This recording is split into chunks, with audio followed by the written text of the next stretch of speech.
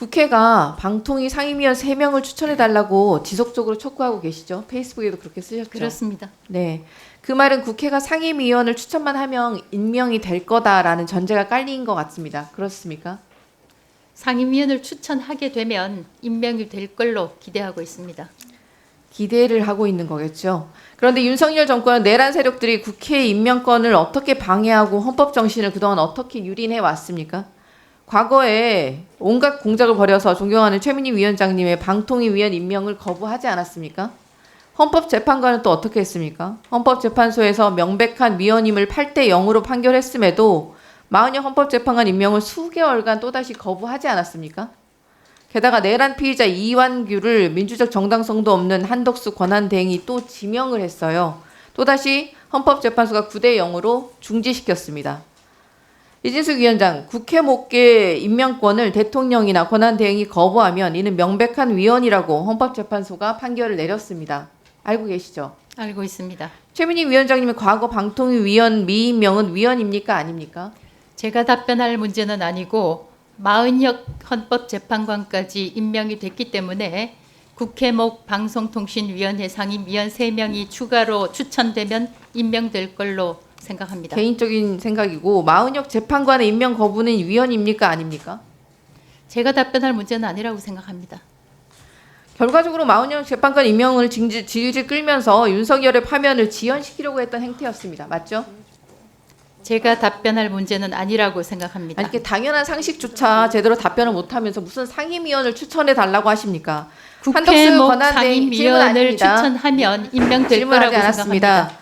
한덕수 권한대행이 뭉개기만 하면 끝이 아닙니까? 법이 그렇게 우스워 보입니까? 한덕수 권한대행은 내란 피의자 이완규를 헌법재판소에 앉히려고 하더니 이진숙 위원장도 내란 속에 윤석열이 만든 이 국가적인 위기 상황에서 사랑하는 후배 신동호 씨를 EBS 사장 자리에 밀어넣느라 수고가 정말 많으세요. 멋쟁이 바보 챙기기에 이어서 그야말로 명백한 알박기 인사의 교과서를 보여주고 계십니다. 근데 지금 임무영 씨, 신동호 씨 어떻게 됐습니까? 법원이 모두 임명 효력을 정지시켰습니다. 법원이 2인 체제 의결에 대해서 절차상 하자가 있다고 분명하게 지적한 거 아닙니까? 이번이 처음도 아니고 무리하게 인사를 강행하는 이유가 도대체 무엇입니까? 방통위 설치법 13조 2항에 따르면 방송통신위원회는 2인으로 개의를 할 수 있고 위원장이 단독으로 개의를 할 수 있게 돼 있습니다. 여러 의원들이 지금까지 지적하셨지만 언급하신 것은 다 2인 가처분이고 체제의 불법성은 벌써 KBS의 6차례 경우에는 다 잠깐만요. 인정이 됐습니다. 답변 제가 말하고 중단하세요. 있잖아요. 네. 황정아 의원님 3분에서 다시 시작합니다. 네. 제가 이거 여러 번 말씀드렸는데 의원이 질문하는데 끼어들어서 계속 이렇게 답을 하시면 두 분 목소리가 다 안 들립니다. 네. 그러시면 안 됩니다. 저한테도 다시 한번 답변할 기회를 좀 말씀드립니다. 주십시오. 황정아 의원님 네. 3분부터 다시 시작하겠습니다. 예. 법원에서 방통위 2인 체제 불법성을 벌써 6번이나 지적했다고 여러 의원님들이 지적하셨습니다. 나중에 고난 소송에서 이거 다 패소하면 책임지시겠습니까?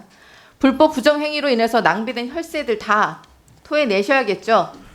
그렇게 도덕적으로 완전 무결함을 주장하시고 그러니까 토해내고 나중에 돌아가시기 바랍니다. 대정부 질문에서 방통위 업무와 상관없는 질문이다라고 답변을 피하셨는데 이거는 다 방통위 소관 업무입니다. 혹시 나중에 다 패소하시면 이거 토해낼 생각 있으십니까? 저에 대한 탄핵 비용으로 4,400만 원이 쓰인 걸로 국민 세금으로 쓰인 걸로 알고 있습니다. 그걸 묻지 않았잖아요. 나중에 패소하시면 다 책임지시는 거죠? 그 부분에 대해서 탄핵을 한 의원들이 토해내시면 저도 고려해 보겠습니다. 남이 범죄를 해도 본인은 안 하는 거예요. 자, 법원이 그동안 아주 일관되게 한치의 흔들림도 없이 2인 체제의 절차적 하자와 방통위법의 입법 취지 위배를 지적해 왔습니다. 6차례나 2인 체제 불법성을 판단을 했어요, 이미. 국회는 이제는 불법 2인 체제 얘기를 하는 건 입이 아플 지경입니다. 그런데 법원과 국회 이런 경고에도 불구하고 이진숙 위원장이 여전히 자기 망상에 빠져서 아집을 부리고 있습니다. 망상 계엄을 일으킨 내란 속의 윤석열이나 망상 2인 체계를 고수하고 있는 이준숙이나 복사판이나 다름이 없습니다. 이진숙 위원장이 이런 막가파식 행정에 방통위도 방송사도 불필요한 소송 비용만 줄줄이 세고 있는 것. 그런 실정입니다. 제가 예결위를 해서 이 예산 정말 아깝습니다. 신동호 씨 임명 강행으로 EBS는 집단 보직 사태까지 벌어졌어요. 조직 자체가 아주 쑥대밭이 되었습니다. 그런데 이진숙 위원장이 2인 체제를 고수하겠다는 의지를 굽히지 않으면서 도처에 문제가 점점 쌓여만 가고 있습니다. 사랑하는 그 후배 신동호 씨 자격에 대해서도 말씀을 안 드릴 수가 없는데 신동호 씨가 교육방송의 수장이 될 자격이 있습니까? 과거 미래통합당 비례대표 후보 신청 전력이 있고 선대위 대변인도 하셨었고 정치적 중립성과 공공성을 요구하는 교육 공영방송 수장으로 앉힌다는 게 이게 말이나 됩니까? 공직 윤리 문제도 심각합니다. MBC 재직 시절에 파업에 참여한 아나운서들에게 인사상 불이익을 줬었고 법인카드 유용 혐의로 2차례나 정직 6개월 징계를 받았습니다. 신동호 씨는 그야말로 꼬마 이진숙이었던 셈입니다. 그런데 이런 인물을 EBS 공영방송의 사장으로 앉히는 게 말이 됩니까? 어느 국민이 신동호 씨 임명에 동의하겠습니까? 정말 안타깝습니다. 신동호 씨 임명 과정도 석연치가 않은데 임명 당일 오전 10시에 방통위에서 신동호 씨 EBS 사장 임명 안건을 의결을 했어요. 그런데 당시 신동호 씨는 여전히 EBS 이사직에 재직 중이었습니다. 근데 급하게 어디서 들었는지 11시에 EBS 이사 사직서를 제출을 합니다. 그리고 2시 5분에 이사 면직을 통보하고 불과 14분 뒤인 2시 19분에 EBS